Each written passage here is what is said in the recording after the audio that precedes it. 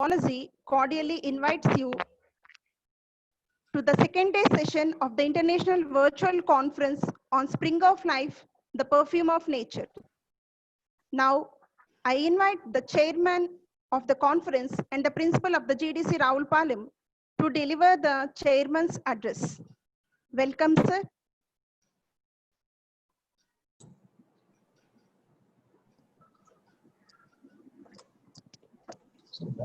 Sir, unmute yourself, sir. Am I audible now? Yes, sir. Okay, thank you very much, Mrs. Sunita, the convener of this international virtual conference titled Spring of Life and the Perfume of the Nature. Yesterday, the session went on well. Congratulations, and today is the second session. On behalf of this 40-year-old institution, I extend a warm welcome to both the research persons of today, namely Dr. Sumant Kumar and Epsworth, and also all the participants from nook and corner of our country. I wish that today's session would also be a successful one. I wish the organizing committee all the success. Thank you so much. Forward to the convener. Thank you very much, sir, for your encouraging remarks. Now, let me introduce the moderator of today's sessions, Dr. P. Himabindu, Assistant Professor in Physics, Osmania University. She holds a master's and PhD degree in physics and also master's in psychology. She has collaboration with CCMB, HCU, University of Malaya, University of South Florida, and University of Surrey, UK for her research activities. She has been a postdoctoral researcher at University of Surrey, United Kingdom. She has visited and presented her research in USA, Malaysia, and United Kingdom as part of her career development. With this brief introduction, I invite Dr. P. Himabindu to moderate the sessions. Welcome, madam. Thank you, Ms. Sunita. So I really thank you for arranging this and also inviting me to be a moderator. I feel it as a privilege to call upon the chairperson for this session, Dr. T. Samuel David Raju, GDC Araku. Namaste, madam. Sir, yes, good afternoon, sir. Very good afternoon and also welcome to the conference. So I would like to request P. Sanjana, third BZC student, to give a brief introduction to our chairperson. Good afternoon, ma'am and sir. It is my great pleasure to introduce the chairperson of today's section, Dr. T. Samuel David Raju, sir. Dr. T. Samuel David Raju, sir, did his master's, MPhil and PhD from Andhra University, Visakhapatnam, Mandal, also a NET qualified candidate. He was qualified as junior lecturer in the year 2002 and as Group 2 sub-registrar in the year 2007. He was appointed as degree lecturer in the year 2008 and presently working as assistant professor in zoology at Government Degree College, Araku, Visakhapatnam. He was a research guide in biotechnology under his able guidance. 2 MPhil and 1 PhD were awarded. Also, 2 PhD scholars were ready to submit their work. He has 7 publications for his credit. He also completed 1 UGC MRP in the year 2018. With this brief introduction, I humbly invited Dr. T. Samuel David Raju, sir, to chair this technical section. Welcome and thank you, sir. Thank you, Sanjana. Thank you so much. I now hand over this session to Dr. T. Samuel David Raj Garu for the next speaker, Dr. Sumant Kumar Kunda. He's already here. Over to you, sir. Thank you, ma'am. Myself, Dr. T. Samuel David Raj, take the opportunity to introduce our first speaker for today's session, Sri Dr. Sumant Kumar Kunda Garu, Associate Professor, Department of Zoology and Aquaculture, Acharya Nagarjuna University. Dr. Sumant joined university service as assistant professor in 2006 and has completed 14 years of service till date. Sir did his masters in aquaculture with mariculture as specialization from CMFRI Kochi. PhD has done in inland aquaculture from Central Institute of Fishery Education. He obtained both doctoral and master's degrees in professional courses, that is fishery science and aquaculture, which were Premier Research Institute of Indian Council of Agriculture Research, ICR, India. Dr. Sumant also worked as a research associate at National Academy of Agricultural Research Management, Hyderabad. Sir possesses 20 years of research and 13 years of teaching experience in the field of fishery science, aquaculture, fish nutrition, food safety, and fish quality assurance. He has 6 PhDs and 1 MPhil degrees awarded to his credit under his research guidance, and 10 more PhD scholars are pursuing work under his guidance. Dr. Sumant published 40 papers in reputed journals and participated in 50 national and international conferences, symposia, and workshops. Apart from academics, Dr. Sumant rendered services to the university and society as Director for Distance Education, University NSS Program Coordinator, Coordinator for Student Support Services, and so on. Sir received State Best NSS Program Coordinator 2014 by Government of Andhra Pradesh, and also it is not to be noted here, a recipient of Guinness World Record for organizing largest barefoot walk. So this is credit that is not any professor or lecturer is having. Next, the present ongoing project is funded by DST FAST project worth 1.2 crores he is having. Dr. Sumant is a member of Asian Fisheries Society, Malaysia, and life member professional fisheries graduate for Mumbai. With this very brief introduction, we request Dr. Sumant Kumar Kundwa to deliver his lecture. Thank you very much. So thank you very much, sir, for your brief presentation, and thanks for the good words. And also I thank all the organizers for inviting me for this special session. And also I congratulate the convener and all the college staff and the management and all the college education staff who involved in organizing this seminar in a befitted manner. So now, with the permission of the members, now I'll go for a presentation.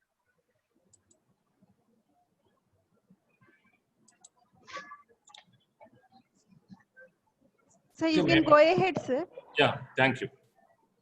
Now, as we all seeing on the screen, reconnecting the nature, key for sustainability. As you all know that the theme of the conference also, nature. So if, the themes and the relevant areas also relevant to the nature and how to sustain the nature and how to connect the nature, how to preserve the nature and its components. So as you see on the screen, my fish is moving. By moving itself, you know that we have to connect the all the natural aspects. Sir, sorry to interrupt, sir. Ma'am, Chappan. Sir, your screen is not visible, sir. Screen is not visible.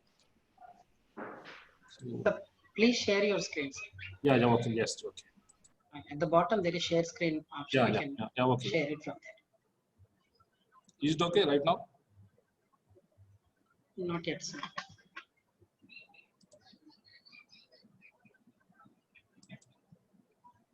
Host disabled participants like that is coming. Host disabled participants. Please enable the. Yes, sir. I will do, sir. Sir, you can. It is your course, sir. You can use it, sir. You can share, sir. Right.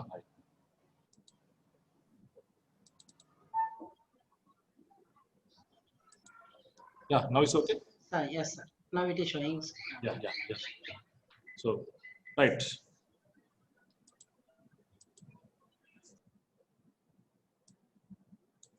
So, reconnecting the nature is the theme of the conference, and we all know that we are part of the nature. And if you want to or connect, or if you dislocate yourself to the nature, you will be. What are the consequences we are all experiencing right now? And so my fish is moving, so from continuously from one end to other end. That is clearly showing that as the fish is also one of the component of nature, reconnection is very, very important.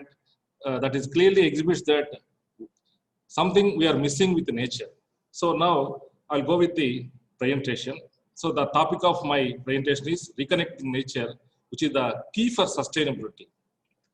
So I welcome all the participants and all the distinguished participants and speakers and all the who are invited for this special session. So I welcome you, all of you, and it is the time for save energy and save nature that is meant for save mankind. So to overview my presentation, I'll going on to list out the art to discuss about what is nature and how to relate with the natural world, what is the relationship we have with the natural world, and how to sustain the nature, what is the concept of sustainability, because we are keep on talking about sustainability and how to sustain and what is the concept of sustainability and why the sustainability is so important for nature. And if it is sustainable nature, if it is to sustain, then how we will reconnect to the nature. So all these things, again, I will reconnect with the studies, what actually they are saying. What are the new studies relevant to the nature, reconnecting nature and sustainability. So as I have collected information, because we are doing research with relevant to the fisheries science and aquaculture and food safety issues, and we are all experiencing how to preserve the environment, how to sustain the ecosystem, and how to safeguard the existing ecosystem and environment and animals. So in definition, what is nature? Because a lot of people talking about nature in different concepts and different contexts and different whatever their perception. But the available definition, as I collected, nature is nothing but, in broad sense, in natural, physical, or material world or universe. It refers to the phenomena of physical world and also to life in general. So in a nutshell, it also refers to the phenomena of the physical world collectively. So it includes animals, plants, landscape, and other features and products of the earth as opposite to human or human creation. That means that nature includes everything happening on the global level. So what is the relationship with the natural world? So as we read from the definition, natural world, nature includes everything. So as being the participants or part of the nature, human beings are very well related with the nature. What are the humanity relationship to the natural world? And it is a topic of, from the beginning, from ancient times to till now, we have been talking about relationship with human, because still so many people are directly or indirectly are related to the nature. So the growing recognition of environmental crisis for the past decades, society's disconnection. So that is what we are talking about. Why society has been disconnected? What is the problem with the society? Society in a sense means human beings, because we have been disconnected with the nature, and it is the main identified root cause for the unsustainability of nature. That is what the problem. So the problem is with the human beings, their activities and their unsustainable activities of whatever the things they are going on for their development or scientific technology advancement and whatever it may be, or so on. So what do you mean by sustainability? So how to sustain, or what do you actually terms refers to? Sustainability is nothing but meeting the needs of the present without compromising the ability of future generations to meet their needs. That means that we have to utilize the existing natural resources, and at the same time we have to think about the future generations, and it should not waste it. It should not get wasted, because again we have to preserve for the future prospects or future generation. That is what sustainability refers to. What are the concepts of sustainability? Suppose we are talking about sustainability, means we have to preserve the existing one for a future purpose without wasting their, because we have to make use of the existing natural resources, and also we have to safeguard that for future generations. So what do you actually concepts involved in this one? Because it composed of three pillars. One is economic. So for the purpose of economic, we need to sustain it, and environmental and social. And in simple forms, it also known as economic in a sense, profits. So profits generally, when we are going with the nature, for the purpose of profits, we'll do some activities, and it may affect the nature. So though we are getting profits, again we have to sustain it. Planet, environment. So we are talking about recently, we have observed the ozone day, and also every year we are observing the World Environmental Day. But every time we are talking, but still no activity has been in a positive way, because every year, day by day, because we are degrading the nature, and also we are environmental pollution, environmental is again degrading due to all these mankind. So environmental activities, again, it refers to planet. And social is nothing but people. So the sustainability again depends on people. People is nothing but all the members who are staying on the global or on earth. These are nothing but, so all the pillars is nothing but economic, environmental, social. That refers to profits, planet, and people. Then sustainable. Why the sustainability is so important? Suppose what will happen if you won't sustain, or if you are not showing any interest to, what is the problem if you won't show any interest for nature, sustainability? What will happen? And sustainability is such important. Yes, it is very important. So what do you mean by sustainability? Yes, we have already discussed, and we have already pillars involved in the sustainability. Now, sustainability is so important for many regions, including environmental quality. Because if the environment is polluted, if the environment is completely properly maintained, quality is degraded, it leads to directly affect the human beings. Because if you, whatever the activities, what are the anthropogenic activities, whatever you are doing, it is directly either positive way or negative way, it is going to affect the environmental quality. Then, in order to have healthy communities, we need clean air, because whatever we are taking the air, it should be clean. Now, right now we are all, everybody using some masks, because the air which we are taking, that is maybe contaminated. That may be because of already we are experiencing the natural degradation. Because the natural, if you won't preserve the nature like this, the pandemic diseases will spread like this, and it is again it is the question of sustainability of human beings. In order to have healthy communities, we need clean air, natural resources, and non-toxic environment. Because if the environment is polluted, and if it is toxic, and if the toxins are there, definitely it is highly hazardous to the human beings. Then sustainability and healthcare are intricately related, since the quality of our environment affects public health. So taking into public health, sustainability of nature is very important, and so as to preserve or safeguard our health. Then, now coming to the point, reconnecting to the nature. So you all see the picture also, why the tree is again is covered by some hands.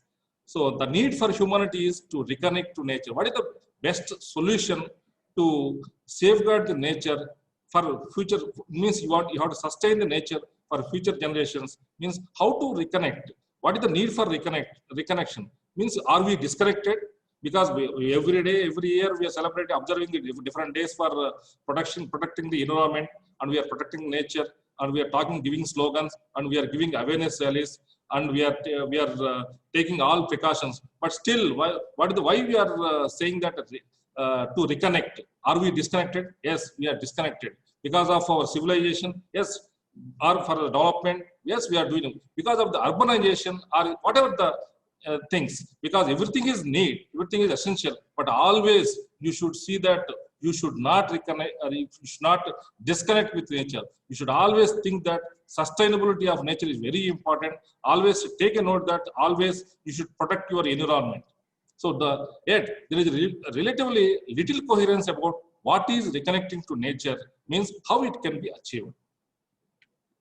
People who live in built-up areas, more built-up areas, means something like urban, and spend less free time in nature. Yes, we are already seeing, because they are least bothered about nature, environment, or because sometimes very less time only they are spending on means benefit activities for the environment, such as, because you can see lot of motorization of or motor vehicles are running, means, and there are no eco-friendly products, and there are no environmental volunteering. If you see, if you day-to-day activities, lot of people are not at all using any recycling, and nobody is walking. That's why in our, as you, in your introductory remarks, it has been mentioned about a Guinness World Record, because that concept was again on creating awareness of walking, means again barefoot walking.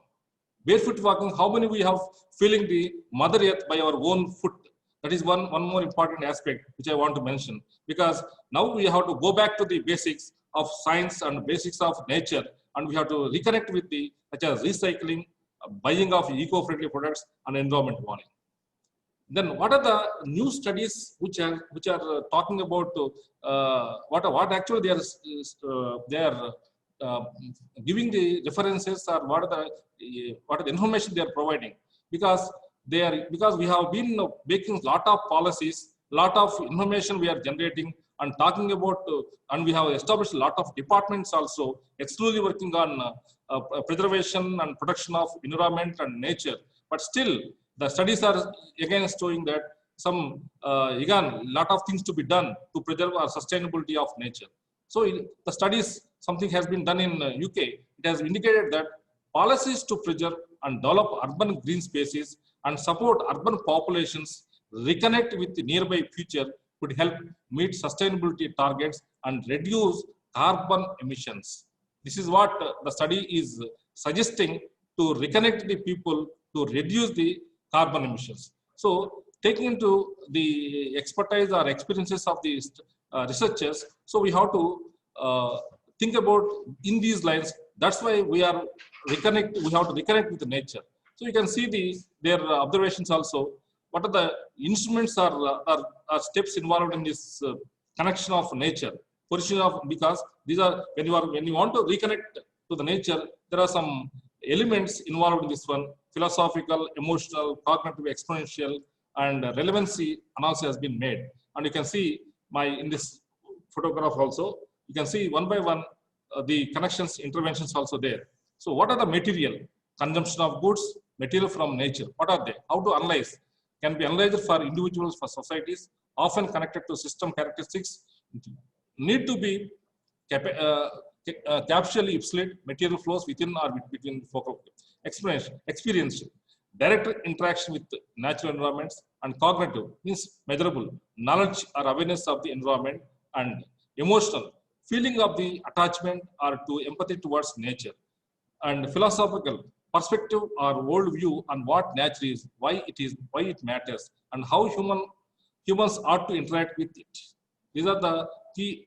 These are the connecting points to be analyzed or to be observed, because these plays very important role if you want to reconnect with nature, or if you want to safeguard the nature, or if you want to involve in developmental activities of preservation of our natural resources. So what renowned one of the biologists or renowned biologists, what they are saying, what they are suggesting, there is a term called biophilia, because we by nature we have the innate affinity for nature. A hypothesis called biophilia believe that we are hardwired with an innate affinity for nature, but research shows that if children do not have the opportunity to explore and develop that biophilia during their early years, biophobia, an aversion to nature, may take place. This is a very alarming signal, because by nature we have the biophilia type of habit.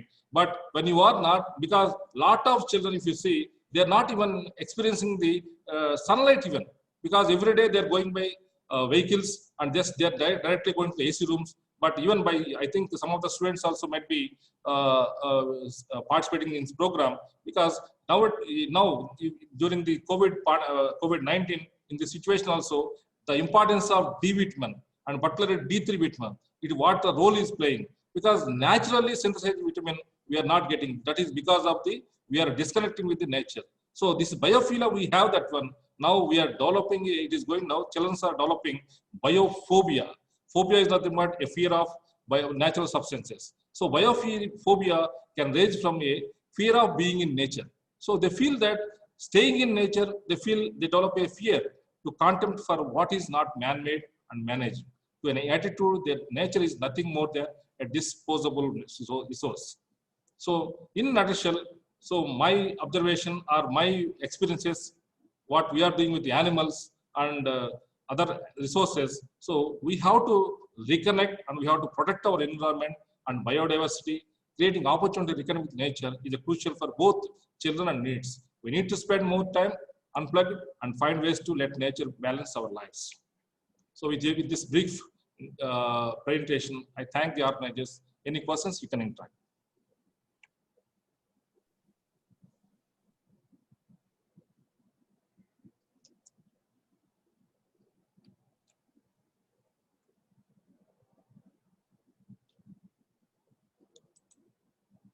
Hello.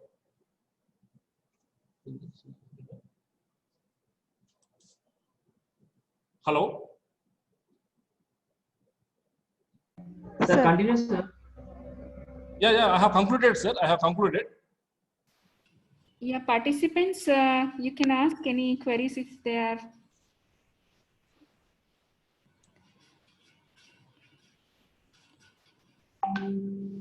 Participants can ask your doubts. The session is open for queries.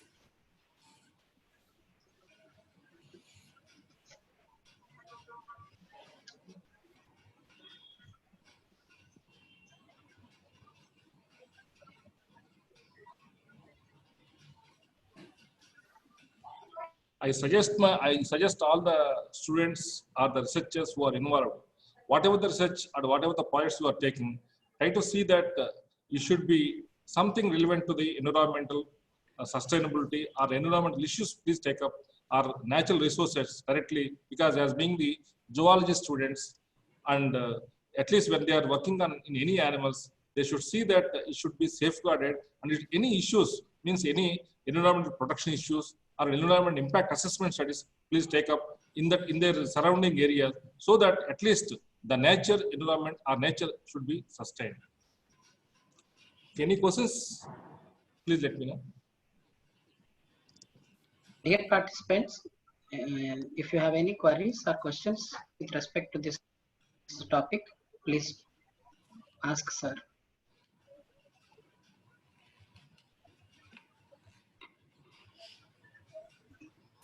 Okay. Okay, So sir, thank you, let me sir. speak. Yes. The speaker you listened is none other than my guide and teacher. Really, I'm very grateful to you, sir, for accepting my invitation in spite of your hectic schedule. Thank you very much, sir, for joining with us. Thank you, Mrs. Sunita. Thanks for giving the opportunity, because even though I'm working as a working at the additional duties of Director Center for Distant Education, you know that Center for Distant Education is doing a lot of activities through this Acharya Nagarjuna University. So we have given a right time for me, and you have keep on mobilizing me and interacting with me for this session. Thanks a lot for giving the opportunity, and also thanks to the principal and RJD and other staff who are actively involved in and giving me the opportunity to give this special session. Thank you very much. Thank you, sir. Thank you, sir. Spring of life, perfume of nature is suitable for present situation and crisis, where man's interference with the nature led to a condition where we are unable to smell its perfume. We are just running away from our fellow beings and leading life in fear. Today's first session of Dr. Sumant Kumar Kunda highlights this and reiterates the importance of reconnecting to nature. We are very much thankful to you, sir, for gracing the occasion and stressing on the importance of human beings to reconnect with the nature, especially we, the urban population, we are mostly disconnected with it, and we have to reconnect. Thank you very much, sir. Thank you.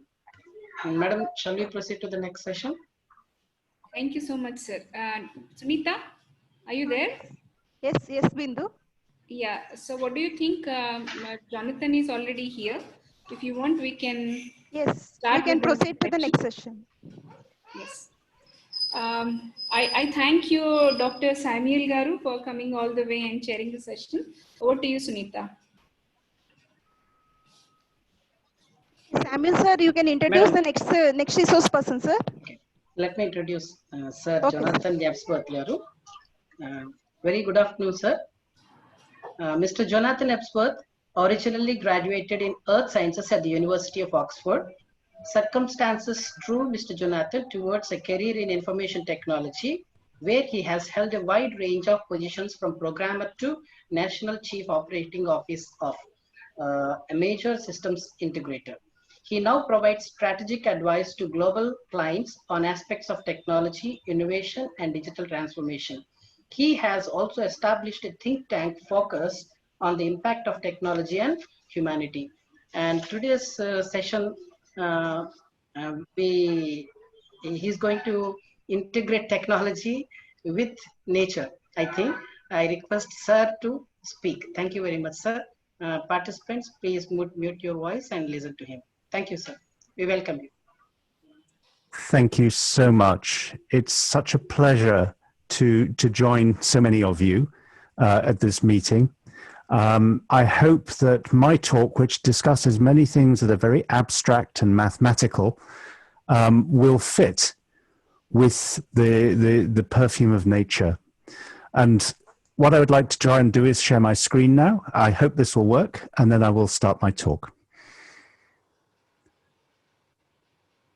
Right, let me, hopefully this will work.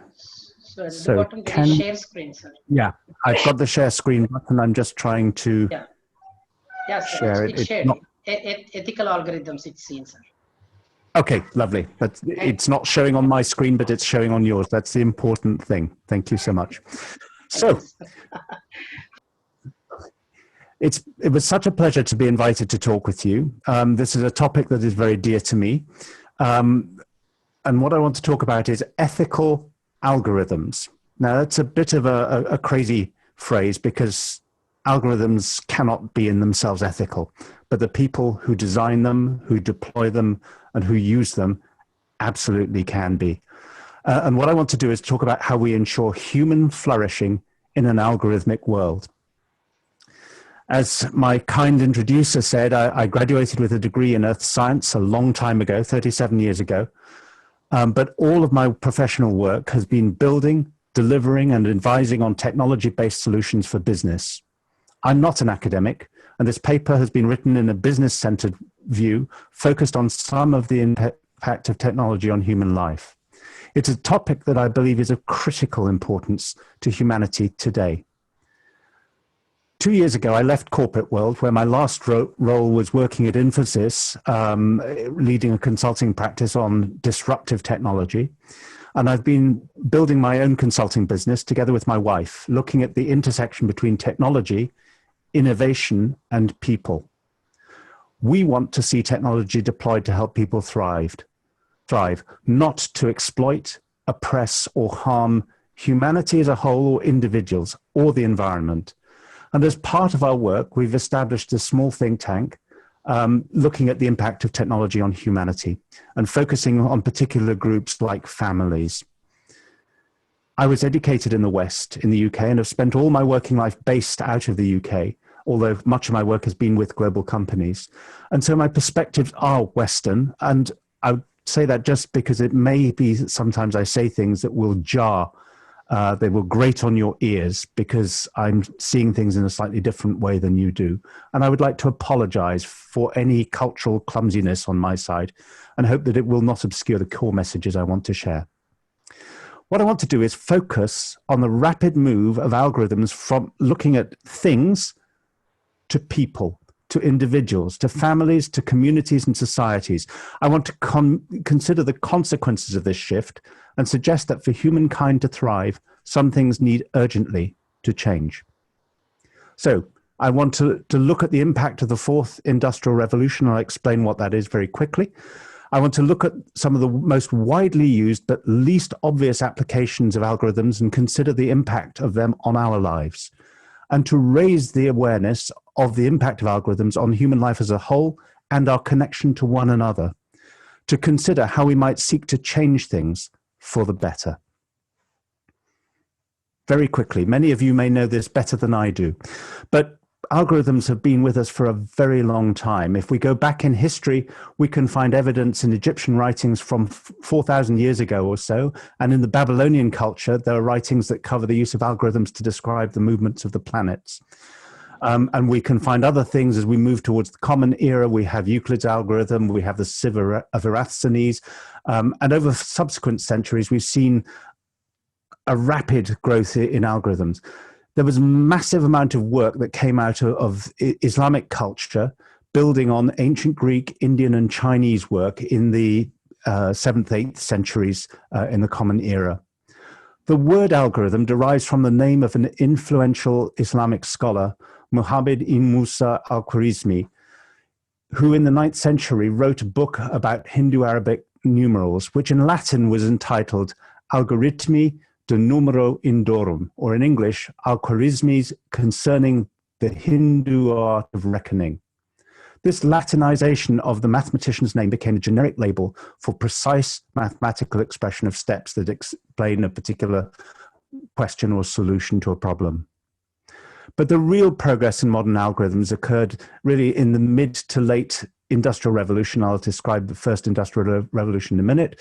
And in this time, a gentleman named George Boole invented binary algebra, which is the basis of modern computer code. And then we've had many other people develop this since then. In the West, we recognize, or tend to recognize, 4 industrial revolutions. The first, which we tend to call the Industrial Revolution, began about 1760 and ran for between 60 and 80 years, and was marked primarily by the use of steam power to drive various forms of engine. This sparked a massive burst of creative engineering, which resulted in all sorts of automation in manufacturing and agriculture. It completely changed transport, both on land with the beginning of the railways and on water with steamships and canals.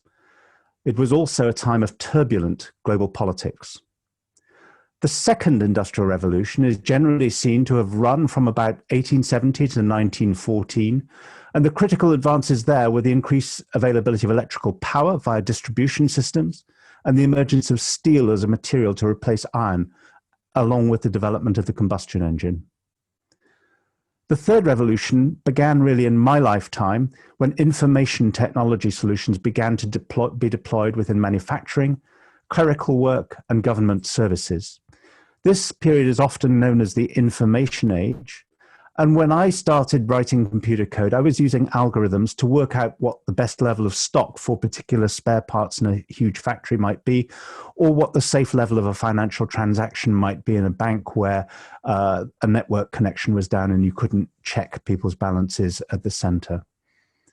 For most of the remainder of the 20th century, the focus on algorithms was on things, on inanimate objects. They were only applied indirectly to people in the rudimentary form in things like calculating creditworthiness or access to loans. Until the 21st century, they were rarely applied to people because neither the data nor the computing power was available to do this. However, towards the end of the 20th century, a number of changes happened, which began what we call as the Fourth Industrial Revolution, or sometimes the digital age. Unlike previous revolutions, there was probably no one technology that made this happen, but rather a nexus of a whole collection of technological advances that made this change possible. There is a thing called Moore's law, which predicted the exponential increase in processor power in very short spaces of time, which is a vital dynamic for this journey. The improvement in telecoms over fixed lines and then more recently over mobile connections has made many things possible that were not possible before. When these capabilities were coupled with TCP/IP networks and the advance of the World Wide Web in the 1990s, we have the foundation for a truly global revolution, the digital revolution. Technological innovation accelerated through the 1990s as engineering had in the 18th century. We saw dot-com businesses emerge with astronomical financial valuations, all built around these emerging technologies. And that phase of momentum continued until the particular bubble burst early in the 21st century. However, it probably wasn't until the launch of the iPhone in January 2007 in the United States that we began to see information-rich devices literally in the hands of large populations of people. And this process has continued at pace through the last decades. And the latest figures I saw suggested that 44% of the world's population now have a smartphone. Many of us are perpetually connected to the World Wide Web through our phones, tablets, laptops, cars, all sorts of things. Cameras capable of facial recognition are widely deployed in urban areas. Digital technology is used to govern access both to physical and digital services. We are perhaps at the early stages, but we're in the dawn of a digital age. This has come at a cost, one that many places in the West threatens the core human-human connection in families, communities, and societies. And alongside this, the focus of algorithms has moved from things to people, to human beings.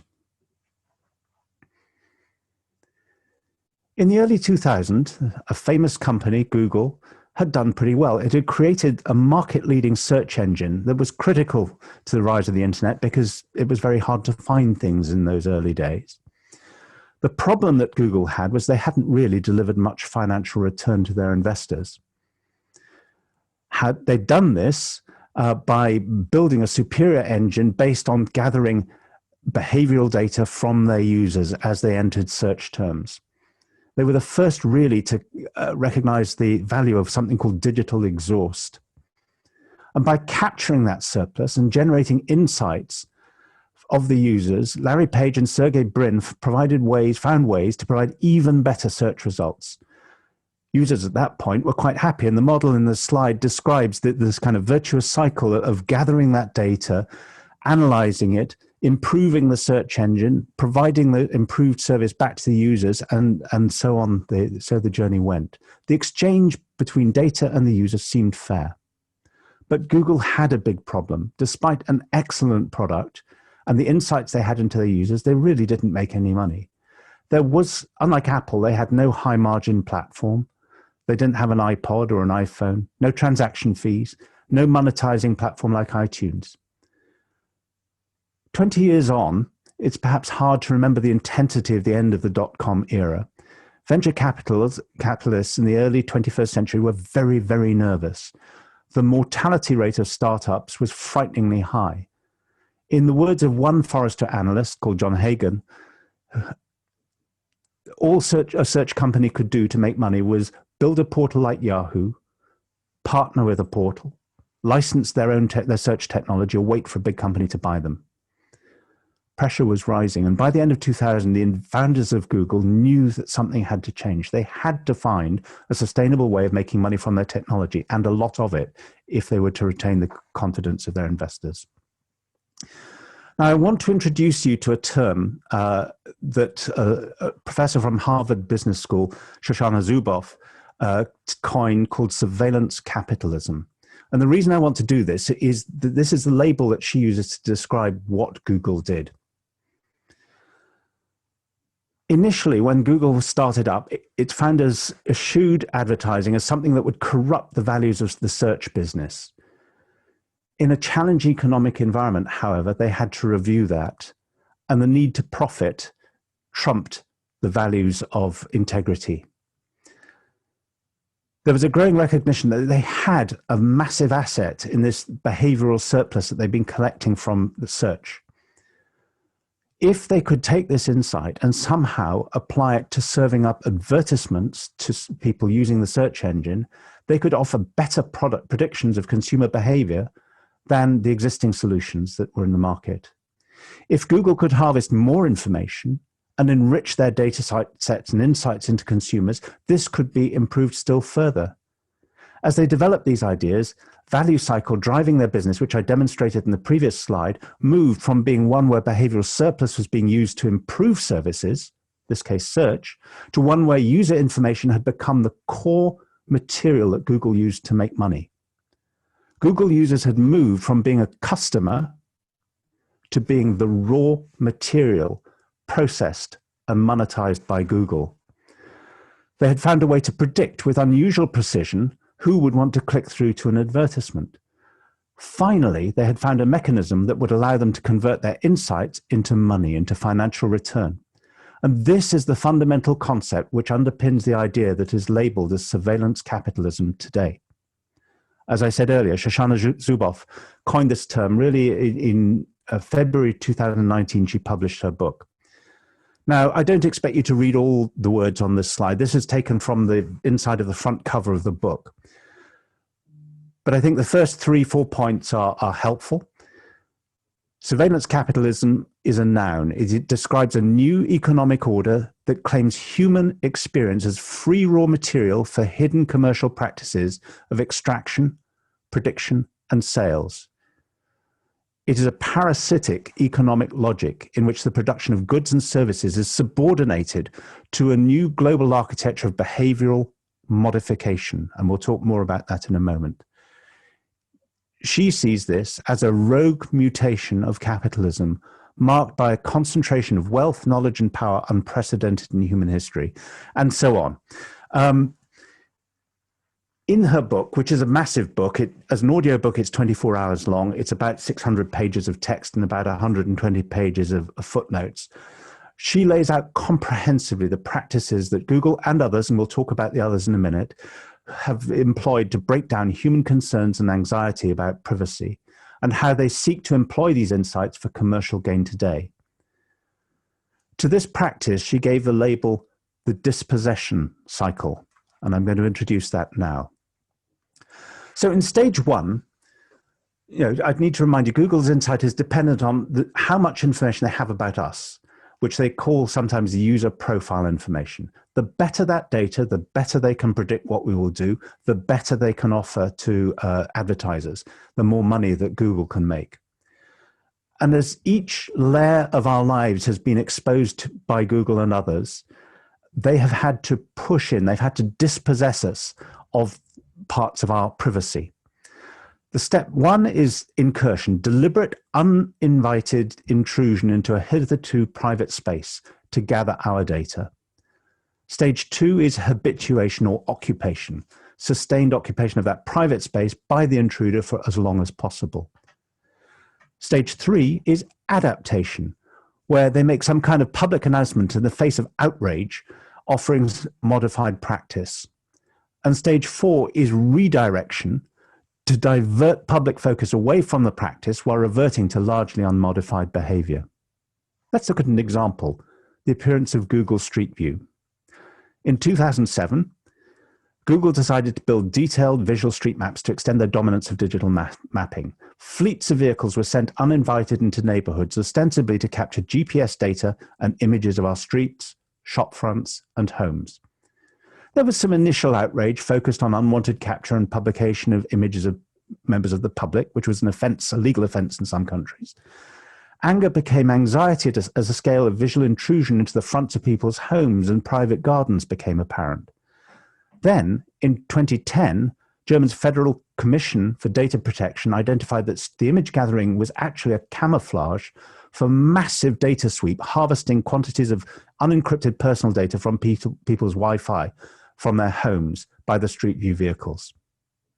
So that was incursion. Stage two moved to habituation. So the surveillance capitalists rely on the fact that our legal processes run at what I would describe a glacial pace. They run very, very slowly. The surveillance capitalists, sorry.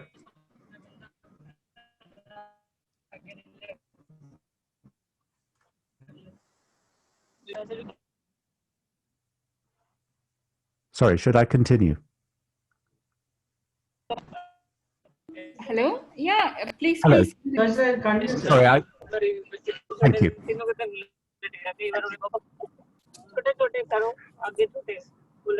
So,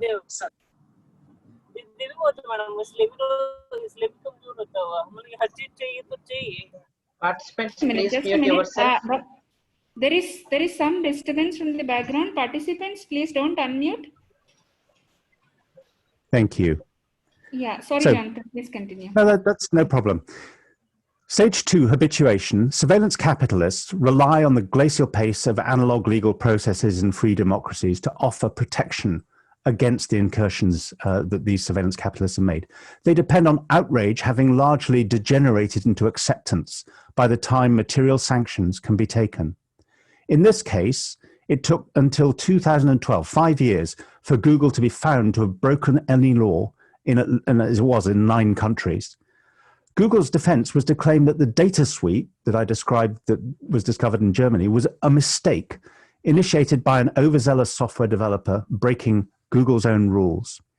Now, in the book, you will find that Professor Zuboff investigates that particular programmer and finds that he appears in another piece of work that I will refer to a little later. So it suggests that perhaps Google were not being entirely truthful with that description.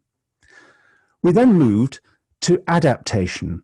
So the United States Federal Communications Commission were producing a report on this activity. And just as they were about to publish, Google issued a public statement saying that they would implement stronger privacy controls.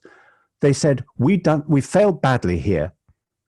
However, their subsequent actions suggest that perhaps regret was more to do with being caught than with anything else. And so we moved to stage 4, redirection. Over the whole Street View incident, Google have never admitted any wrongdoing in conceiving and building that product. Following their apology, they took 2 actions. First, they ran a PR-centered reputation recovery exercise. And secondly, they reiterated that their mission was to digitize every aspect of human existence.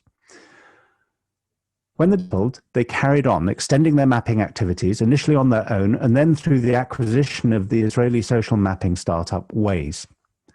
This pattern has been repeated numerous times, particularly as the digital exhaust has moved from the virtual world of the World Wide Web to people through connected devices, through sensors, tablets, connected cars, smart homes, smart speakers, and so on.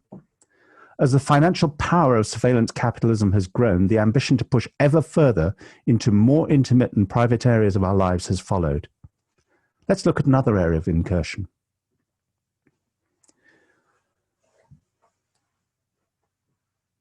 Now, there's a tension here because there are many aspects of things like smart homes and smart cities that are environmentally positive and we should welcome. However, we need to look at these in the context of surveillance capitalism. In 2020, we're in a very different digital world than was at the turn of the century. Almost everything can now be connected, not just our laptops and desktops and phones, but our watches, speakers, ebook readers, TVs, music systems, lights, central heating, security systems, cars. The story goes on. I've heard of vacuum cleaners, lawnmowers, kettles, bread makers, toothbrushes, beds. Companies seem to think we want everything connected, but do we really? Back in 1998, Georgia Tech launched a pioneering research project that, as far as I know, is still running today, exploring potential applications and discovering the challenges of highly instrumented living using digital sensors. You can find information on this project at www.warehomegatech.edu. It's an interdisciplinary research endeavor aimed at addressing fundamental technical design and social challenges for people in a home setting. To that end, they had a 5,000 square foot home built that serves as a laboratory for this research. When they began, they had 3 assumptions that underpinned this work. 1, that in doing this work, they would find entirely new classes of information. 2, that the rights to use this information, this knowledge, should belong exclusively to the occupants of that house, the people who created that data. And 3, that home, however modern, must remain a private sanctuary for those who live there. Over 20 years has passed, and we've learned a great deal about smart home technology. Great progress has been made, but at a cost. What is clear is the first thing is true. We have a rich class of predictive information about intimate details of our lives, not just at home, but 24/7, pretty much wherever we are. However laudable the second and third objectives were around ownership and privacy, the public has been failed badly by technology companies and by regulators. It's not clear who really owns this information, but through the dispossession cycle, surveillance capitalists have asserted their control over it by default. Companies selling these devices hide behind complex privacy policy, end-user license agreements, and terms of service agreements. These, in turn, often refer to other agreements not included with the main text, which permit sharing of your detailed information with other third parties. 2 University of London scholars investigated the agreements associated with one Google Nest thermostat And they found to use it as intended, a user had to give implicit assent to almost 1,000 contractual agreements. In European law, under a thing called the General Data Protection Regulation, there is a requirement that users give informed consent around the use of their data. It is clear that whatever consent users are giving to the use of their information with things like Google Nest or Ring devices, it cannot be informed consent. Nobody's going to read 1,000 nested agreements to say whether they can or can't use a device. Those of us who want to take advantage of the power of smart home technology, and it is convenient, need to exercise great caution if we want to retain control over the data surrounding our comings and goings, our use of power, water, and sometimes even what we say. For many of us, the data that reflects the details of our lives is neither under our control nor is it private. In fact, despite protestations to the contrary, surveillance capitalists do not seem to believe that our data should actually be ours at all. When this is extrapolated to smart cities, then the stakes, in my opinion, become even higher. If all that was being done with our information was trying to target us more accurately with pertinent advertisements, this mightn't be so bad.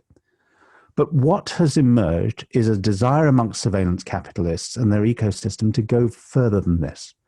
They want to use the information they have about us to provoke us into making choices they want us to make. They want to change the way we behave.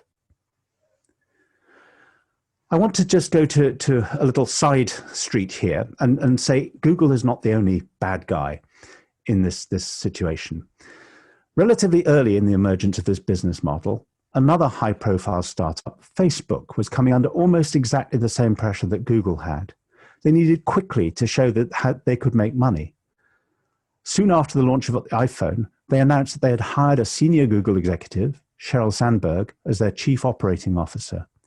Her mission was to find a way for Facebook to make money, just as she'd been instrumental in helping Google achieve that same goal. It should be no surprise that she applied similar stratagems to those she'd used before in turning Facebook into another potent surveillance capitalist operation, with the added advantage that much of the detailed information that Facebook had acquired was provided directly by us, its users. They've rarely needed to infer anything. Amazon too was growing very fast. But it was struggling really to deliver the levels of margin that it wanted, until it realized that monetizing its users' data could significantly augment the relatively thin margins they could achieve by selling products. Professor Zuboff sees similar behaviors being adopted by Microsoft, though to my mind, there is a greater emphasis there on our business identities and behaviors rather than our private ones as private consumers. I think we should also talk about Apple in this conversation. They give mixed messages, in my opinion. They've tried to portray themselves as the champion of privacy, but some of the anecdotal material around recordings of Siri and one or two other things that they've done suggest that they're not perfect in this execution. However, if you read the press, you will see that Facebook, for one, are complaining that the new versions of iOS and the upcoming OS X versions of software are going to limit their ability to gather our data. And so maybe Apple are now stepping firmly into the privacy space rather than the surveillance capitalist space. We will see. So I suggested a little earlier that these companies were trying to actually change our behavior. What's my evidence for that? Firstly, you simply need to look at their own publications. This first story I'm going to talk to you about is Facebook. On November the 2nd, 2010, they conducted an unannounced human experiment reportedly involving 61 million adults in the United States, looking to determine the impact of political messages and the influence of our friends on the day of US congressional elections. A button appeared in the news feeds of Facebook users aged over 18, which could simply indicate, "I voted." They could see how many people had clicked on the button on a counter, and some of them were able to see which of their friends had done so through a set of randomly selected profile pictures. Detailed analysis of this experiment's results, combined with the actual voting behaviors, indicated that nearly 250,000 more votes were cast as a result of their intervention. Where did I get this data from? Facebook's own research publications. And in the written notes for this talk, you will see the link there. You can go and read it for yourself. But quoting the conclusion of Facebook's own report, they said this: more broadly, the results of this experiment suggest that online messages might influence a variety of offline behaviors, and this has implication for our understanding of the role of online social media in society. Experiments are expensive and have limited external validity, but the growing availability of cheap and large-scale online social network data means these experiments can easily be conducted in the field. If we want truly to understand and improve our society, well-being, and the world around us, their words, not mine, it will be important to use these methods to identify which real-world behaviors are amenable to online interventions, or as Professor Zuboff prefers to call it, behavior modification. Let's be clear, the subjects of this experiment were not aware they were being used in this way. There was no recognizable board of ethics governing this experiment, as there would be in any reputable university in the world. Facebook don't believe they were doing anything wrong. Let's look at another organization, Niantic Labs. Now, Niantic Labs are the authors of a number of games, including the vastly successful Pokemon Go. What's perhaps less well known is that Niantic are owned by Google. They're a startup built from the remains of a company called Keyhole, which is a satellite imaging business that had CIA connections that Google bought a few years ago. This was a brilliant game, augmented reality. In the game, players search the physical world for digital images of Pokemon that can only be seen through their mobile devices. The object is to catch as many of these creatures as you can. In an internet world that doesn't shy away from hyperbole, this game was a true phenomenon, downloaded by over 1 billion users. However, the game also was an experiment in harvesting vast quantities of user data and exploring the degree to which the user's behavior could be managed through the game. In the course of its viral spread, Niantic Google were able to demonstrate to advertisers they could all but guarantee business outcomes in return for profit. The leaders of Google and Facebook driving these technologies have lent heavily on the work of B.F. Skinner from Harvard, who's famous for operant conditioning, and B.J. Fogg, who worked at Stanford, the founder and director of the Stanford Persuasive Technology Lab, which has now been renamed Behavior Design Lab. Many of the leaders of Facebook, Instagram, Uber, and Google, to name a few, studied under Professor Fogg at Stanford. Another person who sat in on Professor Fogg's lectures at Stanford was a gentleman called Nir Eyal. He was a graduate student and teacher there, and he had an interest in determining how to influence human behavior.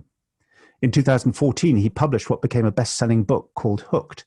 It's beloved of tech entrepreneurs, and its focus is on how to build habit-forming products, where he detailed step by step a method that could consistently create addictive applications, ones that users simply could not put down.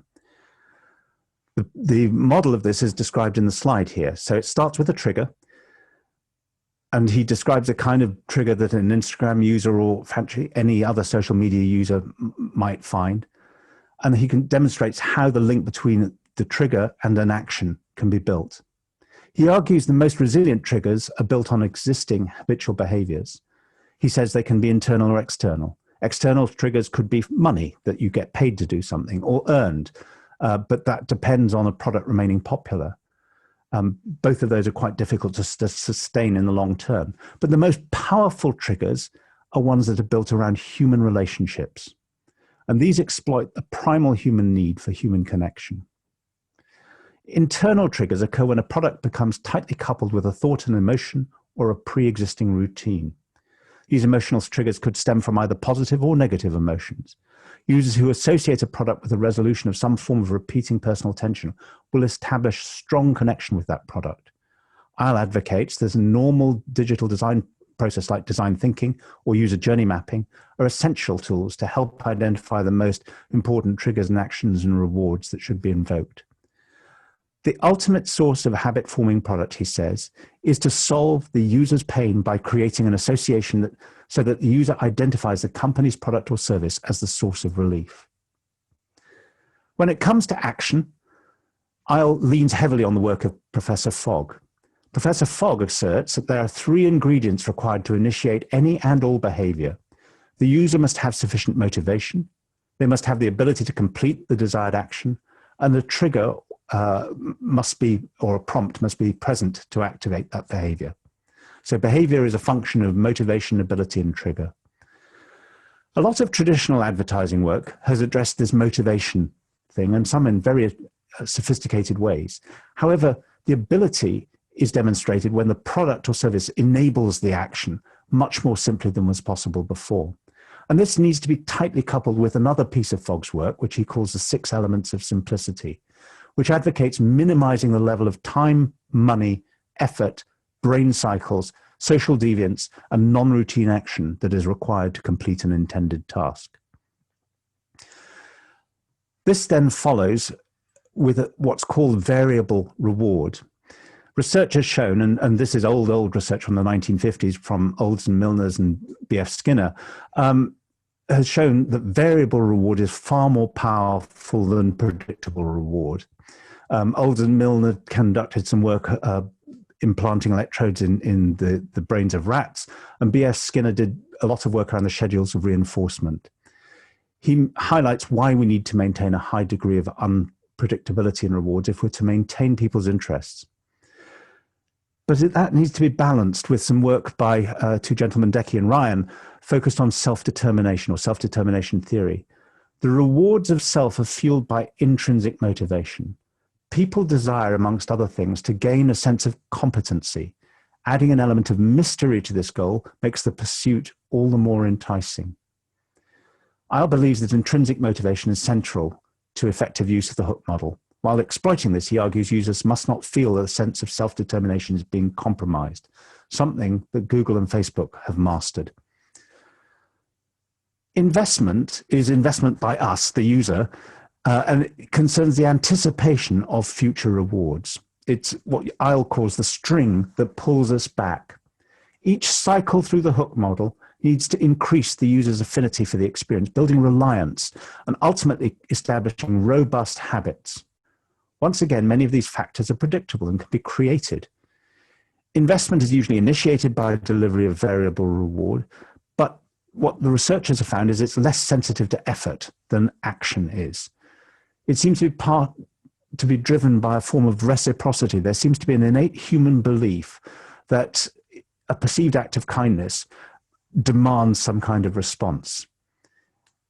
Investment is required, however, to prime the next trigger in the cycle, and this is how that kind of persuasive application is built. And if you look at Facebook or Instagram or Snapchat or any of the social media tools, you can recognize this cycle in every single one of them. The deliberate design of products and services to trap us in a cycle of dependency sound, to me, a bit creepy, if not wrong.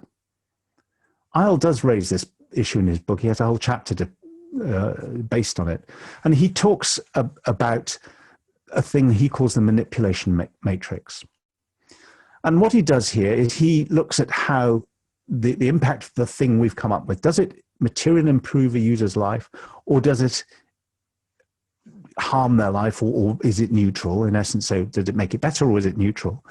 And am I willing, as the inventor of this thing, to use it or not? It's kind of crude. And he identifies 4 groups. He talks about peddlers, facilitators, entertainers, and dealers. Facilitators should be happy to use their solution and confident they're materially improving their own life and the life of their users. Entertainers can contribute in some way to creating joy, or at least enjoyment, but little else. Peddlers, on the other hand, always believe their ideas benefit their users, but there's often a disconnect between their belief and reality. But in Isle's view, the dealer is just a reprehensible human being, and they are simply manipulating for the sake of money or ego. There's a certain naive elegance in this approach, but there's ample evidence to show that innovators have notably poor judgment when it comes to assessing the impact of their inventions, particularly the less obvious harms. Isle goes on to suggest that companies have a responsibility to monitor ongoing usage of their products and services, stepping in to defend those who are becoming unhealthily addicted. In practice, I've seen little sign of that in action. Now, I've talked a lot about technology and smart and things that might come under a banner of artificial intelligence, but I want to talk just about a mathematical algorithm to show that algorithms in general are difficult and dangerous things.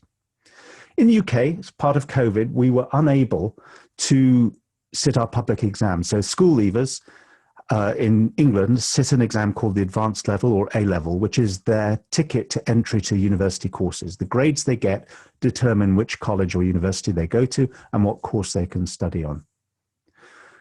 In 2020, there were 720,000 entries, that's individual subject entries, that needed to be graded on a range from A star through to F or U for unclassified. And because we couldn't sit the exams and the universities wanted to take students now in the autumn, they needed to find a way of awarding grades. To do this, there were two data sets that the standards bodies had available to them. They had results from mock exams that had been taken in slightly less controlled environment earlier in the year, and what they called centre-assessed grades, which were teacher-estimated student grades. That was all they had, at least in terms of individual student data.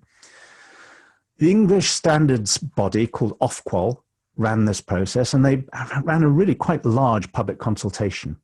They seem to have had four aims. They wanted to maintain the value of exams, achieving some level of comparability with previous year's results.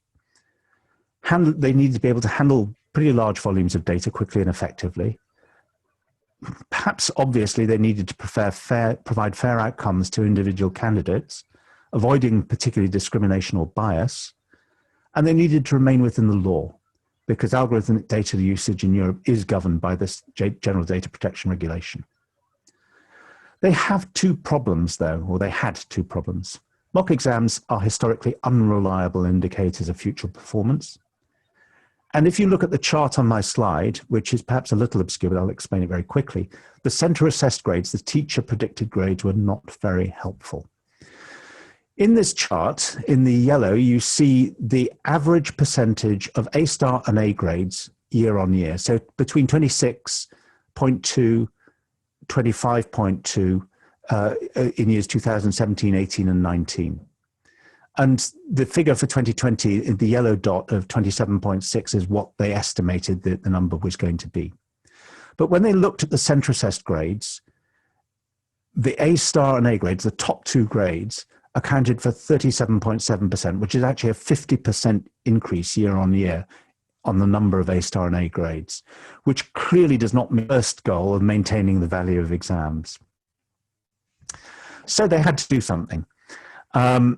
And they tried to work out some complicated algorithms that force fit historical performance of each school to the school cohort results.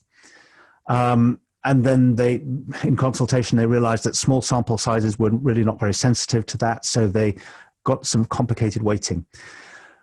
The net outcome was that they estimated 720,000 grades. The statistical distribution at the macro level was more or less okay. However, when those grades were published, and they were published to individual students, it became clear very, very quickly there were tens of thousands of anomalies because the model they'd used simply could not accurately predict individual grades. It could work for the macro view, but not for the individual view. And given that the point of this was to determine entry, university entry, college entry for students, this was a disaster. And so the government, within 7 days, deleted all of those results that had been calculated and said, we're going to revert to centre-assessed grades, which, as I said, were flawed in themselves.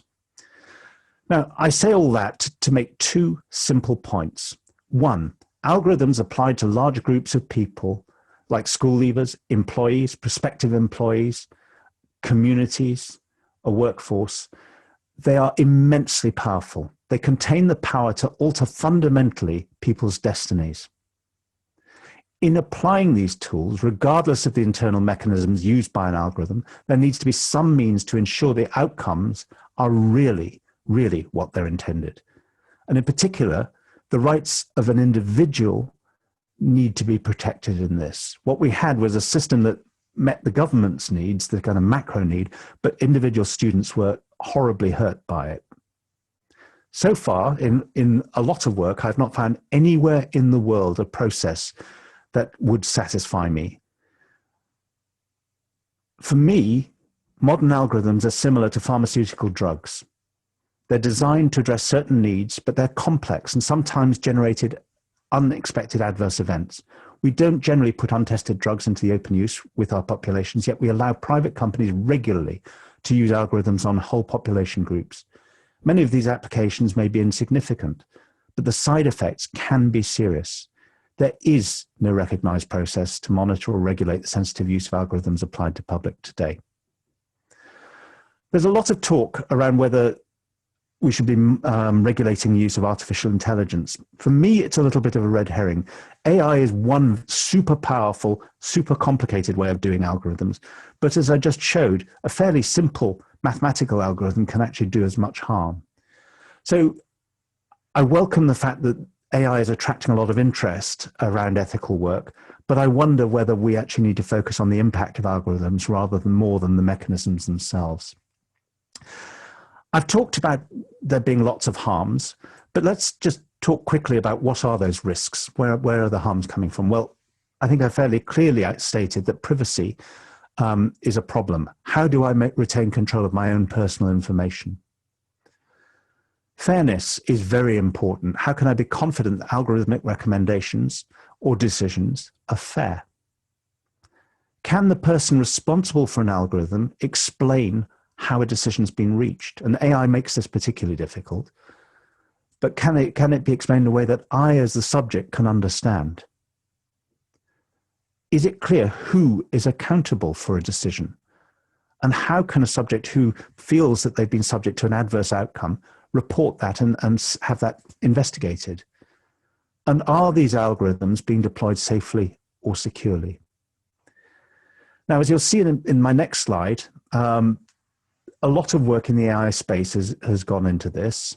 And this huge infographic, which a legal part of Harvard University has come up with, attempts to map 36 different ethical frameworks for AI that have come out there and look at the different weighting they put on different dimensions. And you can see, if you look very carefully, things like human rights, privacy, safety, explainability, and transparency are all there. And the size of the bubbles demonstrates for each one of these initiatives the level of weighting that the Harvard Institute has applied to it. And you can see some ignore one or two or three of the aspects, but many have all.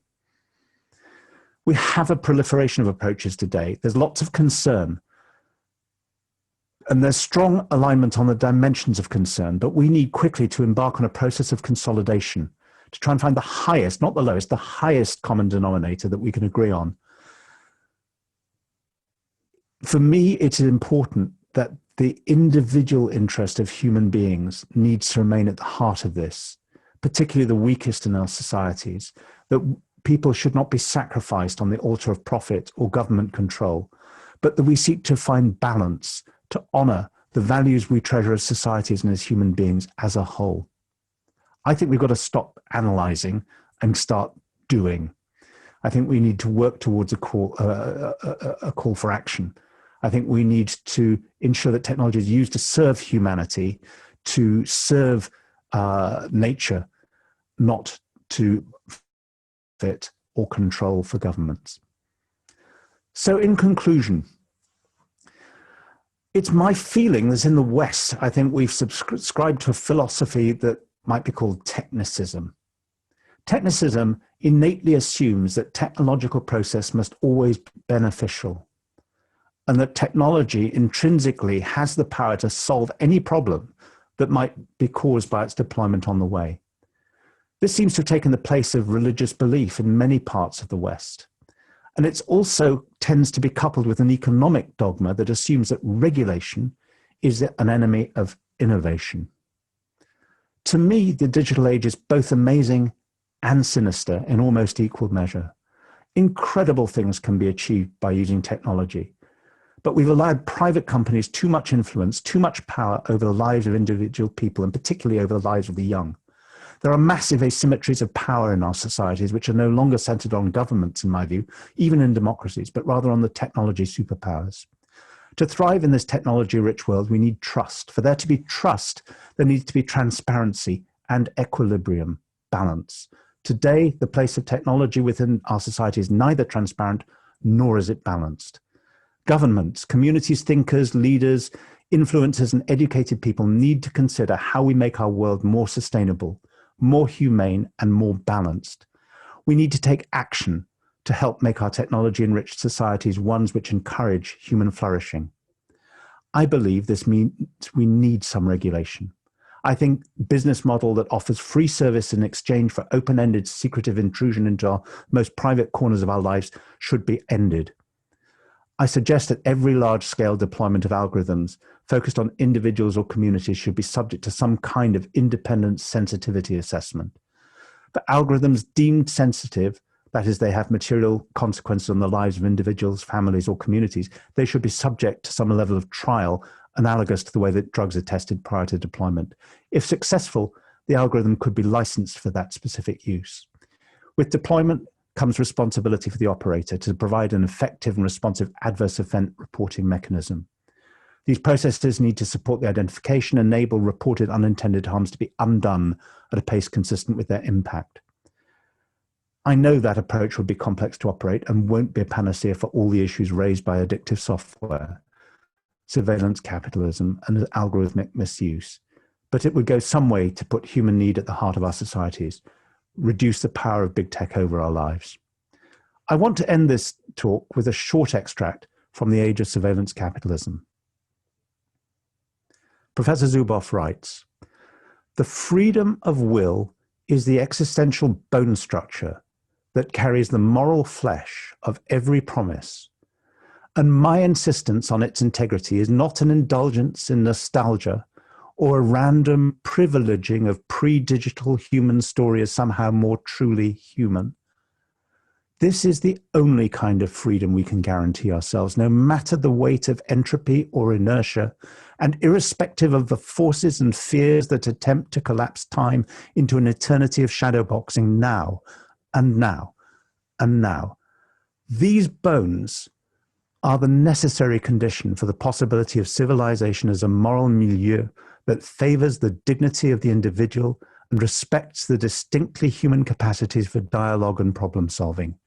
Any person, ideas, or practice that breaks these bones and tears this flesh robs us of a self-authored and we-authored future." Thank you very much.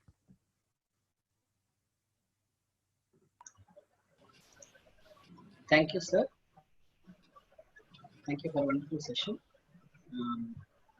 The session is open for question and answer session. Participants, please ask if you have any queries or doubts with respect to ethical algorithms topic.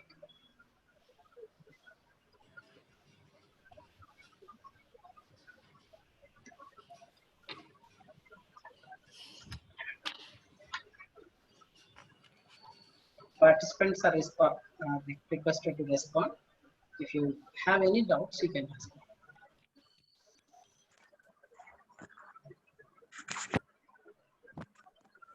You can unmute yourself and ask.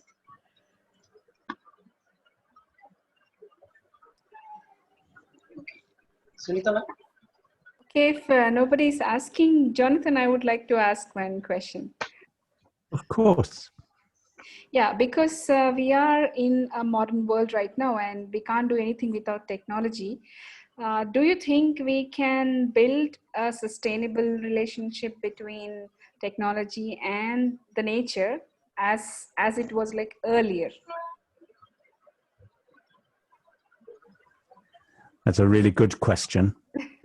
I think that many of the values that this conference is trying to promote, the connection with humanity, with nature, and I would argue humanity with humanity, human to human, I think if we focus on that and hold that as the best, the ideal, the most precious connections, and see technology as a tool, a means of talking. So for me, it's a wonderful privilege to be able to talk to you in India like this through technology. It is not the same as though I were with you in person in the room, and I would much rather be in person with you in the room. I can communicate more, we can say more, we're more comfortable. But this is a wonderful alternative in a COVID world and actually allows us to do some things we couldn't do. But it isn't best. It is an inferior form of human connection. And I think the danger is that technology companies and technologists sometimes try and argue that their world is better. There is a movement that goes with the label transhumanism, which is this idea that we can somehow transfer our soul into technology and then be better because we are living as robots. It's for me, it's a strange thing because I love the fact that I'm created in the image of God, and I live in a world that has been created, and that's the thing I treasure and cherish. But I think as long as we stay connected to each other and to the real world, the world of nature, I think we can keep this in balance. If we lose sight of that, I think we will become slaves to technology. Yeah, thank you. Thank you so much, Jonathan. And there are a few doubts here. There's somebody called Crazy Queen. She has a doubt. Who is that? Can you please unmute yourself and ask the question? Crazy Queen. She or he posted a question: how is ethical algorithms useful to humans? That is posted in the chat. It's a good question. So firstly, I want to differentiate between ethical algorithms and unethical algorithms. And I think an awful lot of algorithms, for different reasons, are not ethical. I think ones that are secretive, ones that seek to manipulate our behavior are not ethical. I think sometimes, like the exam result thing, it's through clumsiness and human error that they're not ethical. I think if we want to keep technology in its proper place in our lives, that we remain focused on nature and on humanity, then we will take care in how we use algorithms. Algorithms are very powerful because so much of our lives are now governed and lived through technology or mediated by technology. And I think we need to be more aware of that. And then I think we collectively need to take, and I as a technologist need to take better care that when I'm using algorithms and applying them to people, that I'm not somehow making them subordinate to my goals or manipulating them, taking away their free will. And I think that's, for me, the theme about why ethical algorithms matter. At one level, I agree that the label ethical algorithm is kind of mad, because an algorithm is just a formula. It's a mathematical formula. It has no right or wrong intrinsic in it. It's what we apply it to that makes it right or wrong. So it's actually ethical operators and unethical operators rather than algorithms. I think philosophically that's probably correct, but it's a useful label. Okay, sir. Thank you for your elaborated explanation. So another question is there from Samson Raju. How can we overcome from this operant conditioning of tech corporates? I think it's very hard to fight against it. I think the first thing is to be aware it's happening. If I'm honest, I've lived in this technology world all my working life, and I grew up with the World Wide Web and with Facebook and with these technologies, and I was not really conscious of what was going on. So yeah, I was suckered into this world like many other people have been. And I think the first thing is to be aware. If we're aware, then we can start making choices. So one of the choices I make is I make much less use of Facebook or Instagram or any of these social media tools. I'm in the process of trying to disconnect my private and my personal life from Google. That's really hard. There are some papers written on it, but it's very hard to do. Google have reached so many corners of our lives.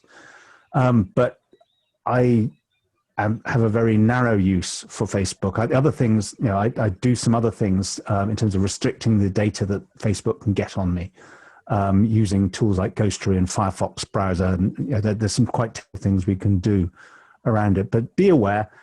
If we're aware, then we can make more conscious choices. And I think we can ask ourselves, am I being manipulated here? I think at this point, that's all we can do. I think if we start limiting Google's and Facebook's access to our data, and I think that's why I would argue that this free exchange of software service for our information is something that should be stopped.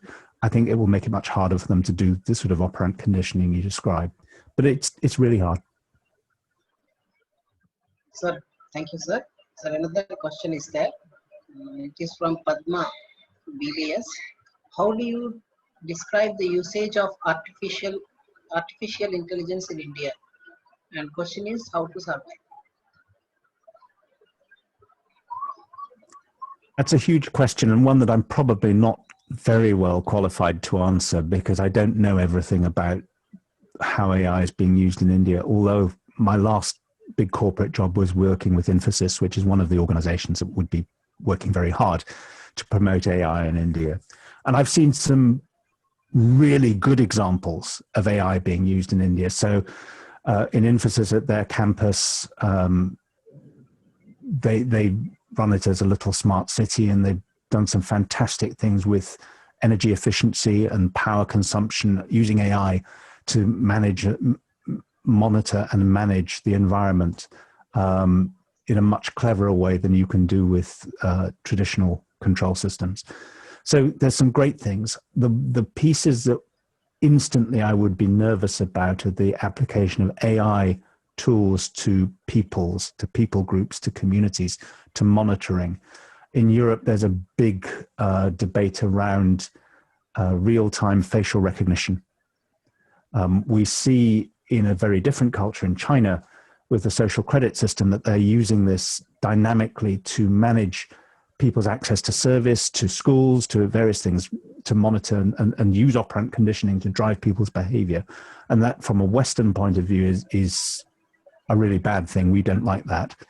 I'm not aware of anything like that happening in India, but I would be very nervous if I started finding governments, be it national or state, indulging in some of those things. But I'm really not close enough to the detail to make a useful comment, I'm afraid. I think just be aware and try and understand what is the application and what are the intended outcomes, and how do we deal with the unintended outcomes, particularly ones that hurt individuals.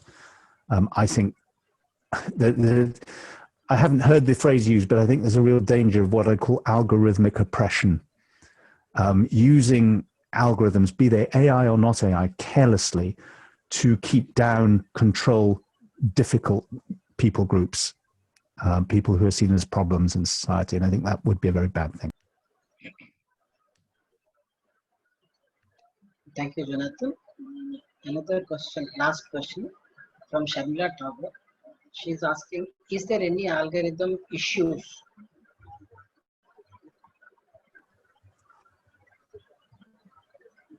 So I'm not sure really what's behind this question. That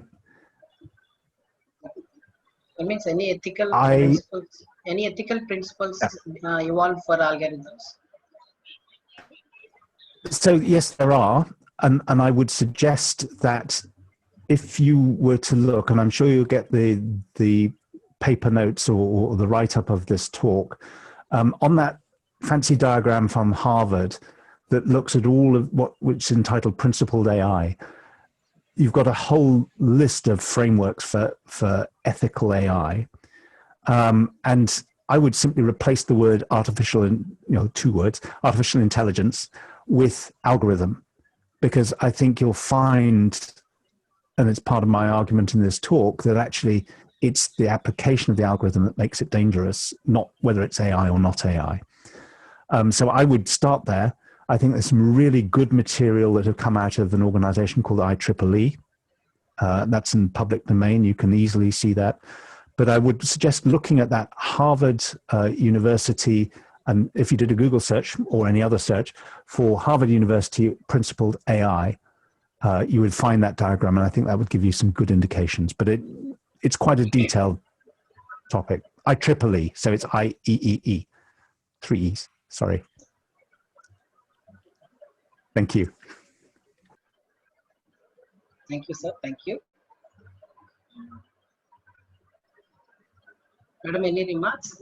Shall I go for the remarks, chairperson's remarks? Yeah, please conclude, sir. Dear participants, today's first session is by Dr. Sumant Kumar Kunda. He highlighted the importance of reconnecting to nature because it is the need of the hour. Civilization and urbanization disconnected man from nature, and it is the time for us to protect the nature for its sustainability and get reconnected. And coming to Jonathan Absworth's very insightful and thoughtful lively session, I have few takeaways from this. One is informed consent. He told about. So in this world of what we call, when we get into Facebook or Twitter, they'll be posing certain surveys, and in those surveys we'll be giving our opinion, and even YouTube. So even in YouTube, what happens is when we search a video and related videos will be posted to us. That means everyone, every algorithm, as Sir said, as Jonathan said, every algorithm is leading, is encroaching our privacy. And my concluding remarks will be like this: like nature regarded as a community by man and being exploited, leading to situations like COVID crisis. Even man is exploited by man by such algorithms, and he is manipulated, exploited, and treated as a commodity by his own algorithms. This is what my conclusion from this Jonathan's talk. And we are very much honored, sir, to have you for this webinar. And many of the participants are students, and I think they are enlightened by your rich, knowledgeable talk. Thank you very much, sir. Thank you. Thanks a lot, Jonathan. You're muted, Jonathan. Yeah, we are not able to hear you. Yeah, Okay. thank you very much. Thanks a lot, a lot. Sunita, It's a are pleasure. you there? Yes. Yeah, please. Thank you very much, Jonathan, sir, for your enlightening speech. And we You're are very very much, welcome. Thank you. we are very much honored and blessed by your presence, sir.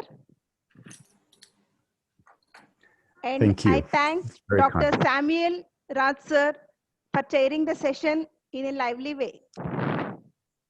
Thank you, ma'am. Thank you. Thank you, sir. Thank you. Thank you so much. Now I hand over the session to Dr. P. Himabindu. There's no break, right, Sunita?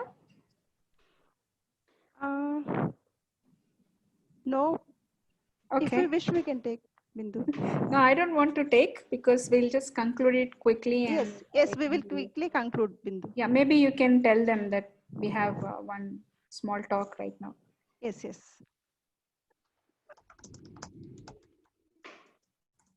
You can start, Bindu. Okay. You can start. You can proceed. All right, participants, a very good evening. On behalf of myself, Dr. Himabindu, and my friend Sunita, and also GDC Ravulapalem. So I would be taking you through a short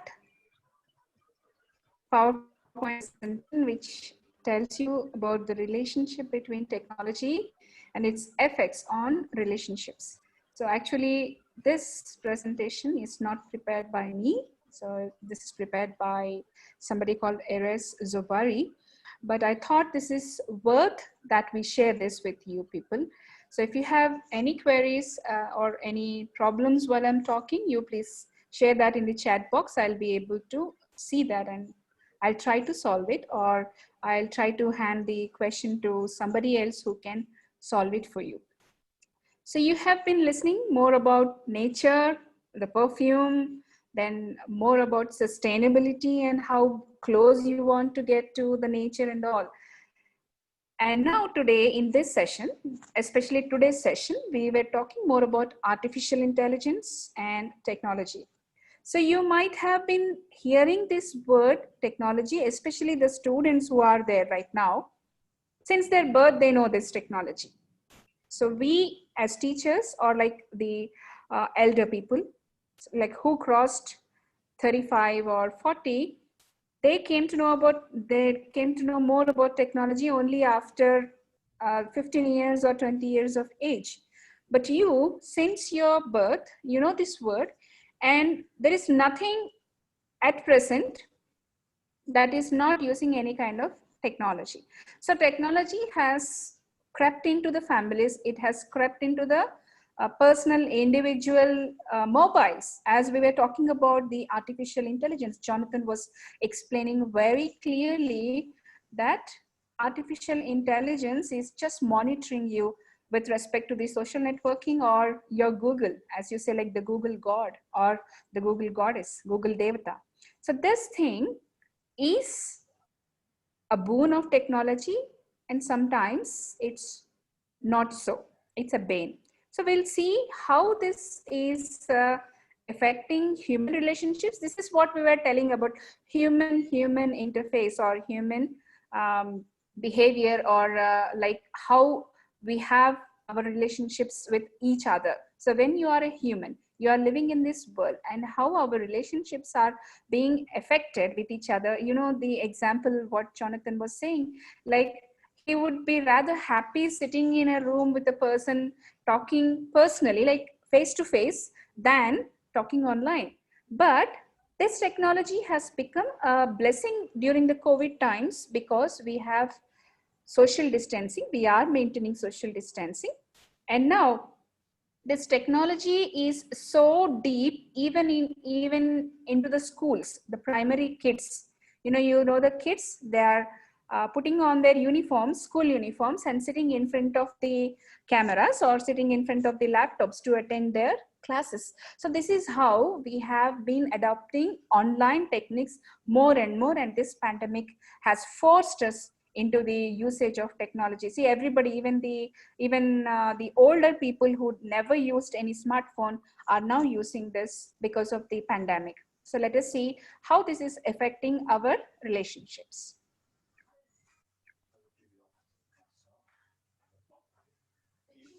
So, you know, the best way to communicate with anybody is your cell phone or your mobile phone. It is the easiest way to connect with others, and that is the most widely used means of communication to connect with one person to the other person. So according to the statistics, 84% of the youth, the young people between the age 18 to 36 use smartphones. So even I use smartphone, though I'm not 36, I'm 37, but yet I use smartphone. But it doesn't mean only these people are using. Yes, many people use, but the prime age, the prime young age is like between 18 to 36. If you calculate, you see 84%, it's a large number.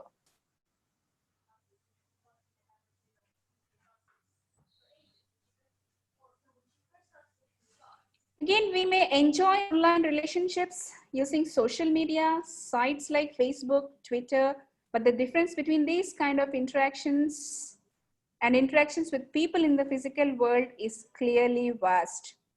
So this sentence is like self-sufficient to tell what is the difference between a virtual friendship or a virtual relationship and the proper physical relationship. See, if you are sick, suppose you are in the house, your mother, your father, or if you're married, your spouse, your children, somebody, they will be there to attend you. They will feed you. They will give you medicine time to time. They will fetch a doctor. They will see to it that your all right. They give you proper food. They sit beside you. If your temperature is very high, they might even wipe your body. But what do your friends in the virtual world, that is your Facebook friends, your WhatsApp friends, your Twitter friends, or your any other social networking friends do? They just say, get well soon, take care of yourself, praying for you. This is not good. Oh no, poor guy. Yes, there will be so many emojis, there will be so many messages, there will be so much flooding in. That's just free. Internet is, usage of internet is free for many people. They send so many messages, they send so many quotes, nice flower pictures. But when you see the physical thing, what's happening, and the virtual thing, what's happening, you can see a clear difference between the physical world and the virtual world. So when does this problem come? It comes when we find ourselves substituting electronic relationships for physical ones, or mistaking our electronic relationships for physical ones. So this is what we have to make a clear understanding of what we are doing, what we want, where we are, who the other person is it virtual, is it real? That's what we have seen in the previous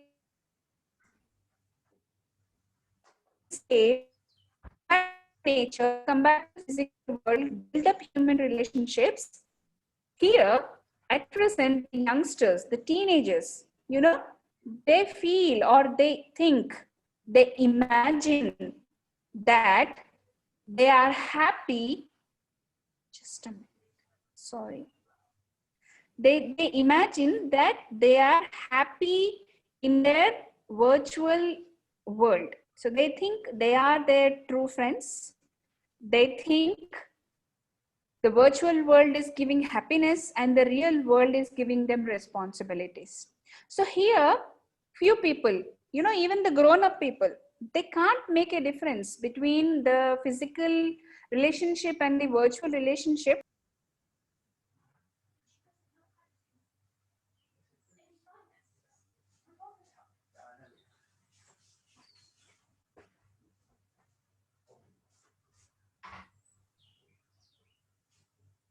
Hello. Am I presenting? No, ma'am. My presentation is not visible. Okay. Please stop sharing and again. Yes. No. What happened? Okay, right. Yes, ma'am. Yes, ma'am. Right. Sorry. I think my connection was unstable. Right. So now here, people are trying to bring in physical relationship into virtual thing, the electronic thing. Electronic in the sense it's virtual. So which you do it with the help of your mobile phones or your laptops or your computers is electronic. So the electronic gadgets. So you are using them, you are trying to build up relationships, and at the end you want to make it physical. And sometimes in physical relationships, we want to bring the virtual one. Even I have a young daughter, she would be talking like, Mama, do you know? Mama, do you know? There this happened. That man, he just killed her. This girl, she did so and so weird thing. That animal, it is like this. So she just wants to bring all that virtual world into our physical relationships, and she wants to talk about that virtual things or the world she is watching in the electronic gadgets, devices, and there's nothing useful, nothing good. She would never ask like, what went with you? Or like, are you okay? Or how was your day? Or shall I give you something? Are you feeling tired? But she never tried to ask all these things. She's a grown-up girl. She's about 20. She's near to 20. She's like that. So what is this? I mean, people are trying to live a false life. They're trying to mix up things. So they don't know the boundary where to stop. So this is the prime time how to make the proper usage of technology is what we want to understand, because we are more into technology now. We are technology driven. If teachers are here, we need ICT right now, and everybody is forced to use ICT from the orders of the government. So this intelligence, artificial intelligence, which is being put into our devices, is not good for us one way. Sometimes it may be good, but still there is a matter of privacy, and you have to take care of your physical relationship. So there was a survey according to this person, which I mentioned in the beginning. Respondents mentioned that Facebook is a place to interact, socialize with others, that they have more to contact with people via social media than to face, and that social media gives them a social life. So this was the survey by Whiting and Williams. So they did, usually, I mean, whomever I ask, they say this answer only. Like they are very happy because they, even though they don't meet face to face, they get to know more people on Facebook. You know, Facebook, somebody might have 3,000 friends, 5,000 friends, right? Followers, like millions of followers, 10K followers, 20K followers. But that doesn't make it physical. All of this exposure to social media and technology has proven to be potentially harmful. So there is a lot of survey. There is a lot of survey on this. And this survey has proved that so much of exposure to social media and technology is not so good. You know what's happening with the Sushant Singh Rajput case? Riya Chakraborty. She's being exposed so much to the social media and also to the technology, and it's not good for her. It's harmful for her. So is it good for you? No way. You are wasting hours and hours of time just watching the unauthorized news and all fake news, false news, and sometimes the negative news or the hate speeches from somewhere. And all these things are making you more depressed rather than making you feel happy. But still, brain is more prone towards the negative things than the positive things. This is why many people tend to watch them, tend to stay on more on the social networking websites. So according to a study, teens who are on a social media for more than 2 hours a day, a full 1/4 of students in the study report poor self-rated mental health, psychological distress, suicidal ideation, or unmet need for mental health support. This is the survey from somebody else. Yes, obviously you spend more and more time on virtual things. You live in a virtual world. You will have mental health problems, obviously, because you don't know how to enjoy the life in physical world. Despite technology continues to act as an important social tool. Yes, so we know there are harms. We know it's not good. We know there is artificial intelligence. We know there are several privacy concerns, but yet we cannot live without our mobile or without our laptop, right? Even now I'm using a laptop to talk to you, and I have a mobile with me. Yes. So 57% of the ages 13 to 17 have made a new friend online, with 29% of teens indicating that they have made more than 5 new friends in online venues, right? So this is like the old data. It's not the new data, but usually teens make so many friends every day, and they're so happy saying that I made so many friends, and these are my likes, these are my shares. You see the expressions here. The egg is like, there are so many emojis drawn here. However, they are not all positive, and what happens at the end? They just break into omelette, whatever you make out of them. So coming to the physical problem with the teens, they are facing challenges trying to construct an appropriate and authentic online persona for multiple audiences, including adults and peers. Consequently, many teens feel obligated to project an attractive and popular image through their social media postings. So this is also one more survey. The teens, not only the teens, I tell you, there are several people, adults, you know, like if they have a failed relationship, failed marriages, they want to project themselves into the society and they want to be in the limelight and they want to get so much fame and they want a feeling of likedness. So being liked is what they want. So this is the reason they post so much to get all likes, like thousands of likes, millions of likes. We have mobile dating apps also proved to be potentially harmful and also change the way relationships are. You know, earlier we did not have these dating apps. We did not have this social networking. So, you know, our parents used to bring one person and then we get married, we marry that person and then we just try to adjust with that person to the entire life, and then that's how the life was. But now with the advent of the social networking and so much of you know, extra stuff available like mobile dating, what happens, it's easy for anybody to build up a temporary relationship. It's not permanent though, a temporary relationship. Like you will have somebody for 1 or 2 months and somebody else for few months, somebody else for few years. It's not good, because this kind of relationships, they hurt your partner, they hurt your spouse. So there is one dating app called as Tinder. This Tinder is available in India also. India is not an exemption for this. We say India is like full of values, ethics, morals, this, that, but India is not an exemption from all these kind of social problems and chaos. Okay, so humans evolved to be addicted to new sexual opportunities, but not this many opportunities.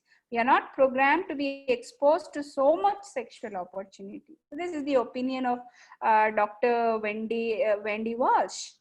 So it's not good that we get so many opportunities, because we are not born for that. We are not born for that. We have, I mean, human being is born for several other things. He should have several goals. He must live for the society. It's not for his own body. It's not to please his own body.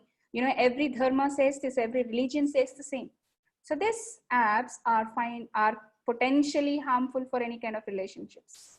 So we have Netflix, chill, even this like emojis we have, then they just try to, give so much of contents like so-and-so girl is ready to date with you. So-and-so boy is ready to date with you. You know, they just give it as advertisements and make us feel that it's not wrong to do all these things. And sometimes they may get addicted. See, according to reports, all these anonymous tech-savvy options which are available to the masses led to some undesired consequences. A rise in the sexually transmitted diseases and infections. Hope you understand. You know, you meet some person whom you don't know. You just chatted with that person. You don't know the health condition of that person, but you might be thinking that person is a good person and that person will give you some diseases. So the sexually transmitted diseases are on rise because of the consequences of this so much available sexual opportunities. Technology has transformed the way we understand relationships and infidelity. Also, you can see like research has found that among marital relationships destabilized by a partner's cyber sex behavior, about 60% involved only computer-mediated interaction, only computer-mediated interaction with no face-to-face meeting, and many of these cases ended in divorce. So you might be thinking, like, if you read it properly, what is cyber sex? In the sense, they are involving in sexual chat, sexual, flirting, all these kind of things only online, cyber. It's not physical. They're not meeting the other person physically, but yet When the partner is found, when the partner finds that her spouse or his spouse is involved in this kind of cyber sex, and they are not interested in this physical person, they are not at all taking care of this physical person, many of the cases went to divorce. So it's like 60% it was not involved. At the end, they end up in a physical relationship as well. So these are the dangers. People may say, oh, I'm just chatting, there's nothing in physical, but at the end it may go to physical thing also, because our technology has given us all these opportunities, and meeting is not a big deal because we have aeroplanes. You can just go and come in 2 hours or 3 hours anywhere in the country. So be careful what you are doing while you are doing. Family relationships and dynamics have also changed due to technology. You know that. I saw a picture like celebrating Dasara. During Dasara vacation, there is a room and father is sitting at one end, mother is sitting at the other end, and children are children are sitting at the other ends with tabs or phones or whatever it is. And everybody is watching their own gadgets. Okay. They are not talking to each other and they are spending their Dasara holidays. This is how relationships are being affected. Children do not know where father is going, what he is doing. Father doesn't know what the child is studying. And mother is not caring about the teenage tantrums or any other problems of the teenage girls or the teenage boys. Or she's not caring about the homeworks or anything. Even the father is not caring about anything. They just put them into the tuitions. They leave it. And they don't know. And if they're crying, they try to give a mobile or a tab into their hands. And they feel that the child is quiet. He's happy with the gadgets. This is the biggest danger right now what we have in the society. Technology, writes Harvard medical school clinic psychologist Catherine Steiner Adair, has evolved into the hub of hearth of family life, a dynamic the author finds deeply unsettling. She says, technology has evolved into the hub of family life. What is hub? Hub is something where everything meets, like all the electric lines meet. Like you have for the internet connections, you have a small box which has so many slots and all the wires are connected to the box. That's a hub. So this hub it's like this technology is become the hub of family life. There are like families where one person from kitchen will be texting another person in the hall, and person in one bedroom will be texting the other person in the dining room, or you will be calling through that. They are so deeply involved because everybody is connected with the technology and they want to do that. So even if they want to sit together or eat together, they want a television program running in the background or some Netflix program running in the background. So this is how the technology has become the hub of family life, but this is very dynamic. That means it's not stable and it is deeply unsettling. So this feeling that our family's way of being a family felt like it was slipping away as our home computer began to dominate our children's time and attention, writes a mother of two. Right?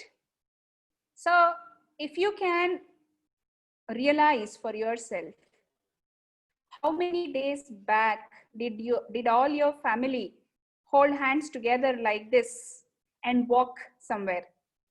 Or how many times did the entire family sit together in the hall and talk to each other, or just play some normal game? It's not a screen game, it's not a mobile game or a computer game, but just normal games. How many days back did you do that?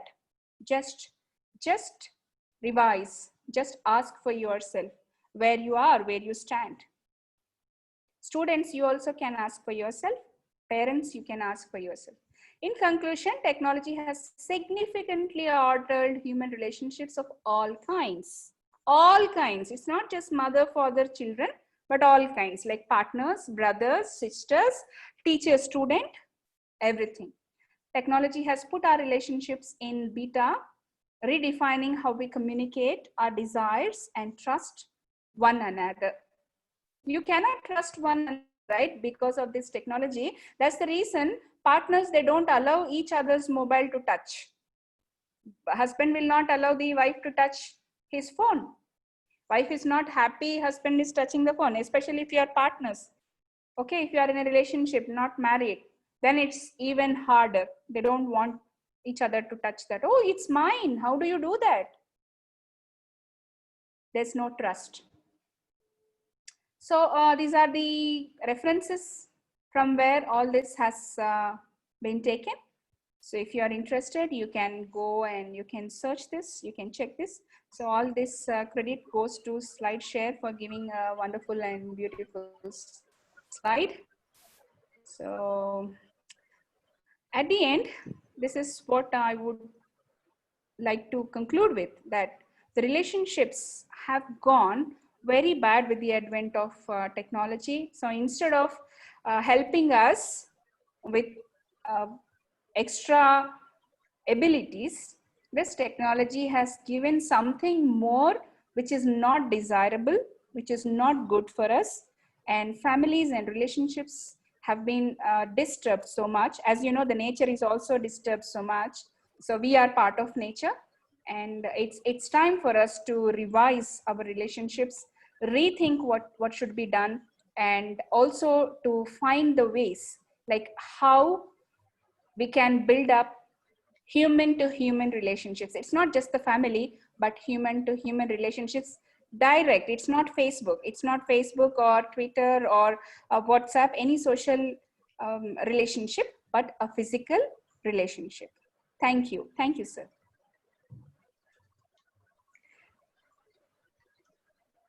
Thank you very much, ma'am.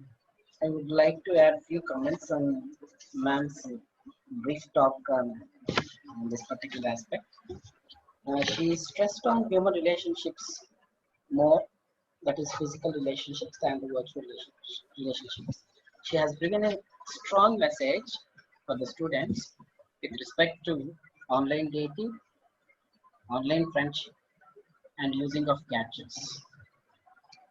I feel that inventors like Einstein, Darwin, and Edison, if they are in this particular virtual world nowadays, all these inventions of light and everything would not have into existence at all.